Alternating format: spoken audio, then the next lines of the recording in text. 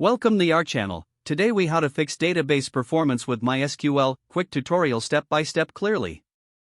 To begin fixing database performance with MySQL, you should start by assessing your current setup. Connect to your MySQL server using a command line interface or a graphical management tool. Run the command show variables to check the current configuration settings.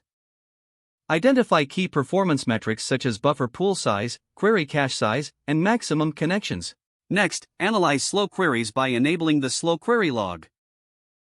To enable the slow query log, run the command set global slow_query_log equals on. Then, set the long query time threshold by executing set global long_query_time equals 2. After enabling the slow query log, allow some time for the log to collect data. Use the MySQL dump slow command to summarize the slow queries. Review the output to identify which queries need optimization. Once you've identified slow queries, consider adding appropriate indexes to the relevant tables. Use the explain command followed by your query to understand how MySQL executes it. This will help you determine if indexes can improve performance. After adding indexes, monitor the performance improvement by running your queries again. In addition, consider optimizing your database schema. Ensure your tables are normalized to reduce redundancy. Check for data types usage and adjust them for efficiency. Next, review your MySQL configuration file, typically named my.cnf or my.ini. Focus on tuning parameters such as inodb_buffer_pool_size, which should generally be 70 to 80% of your available memory.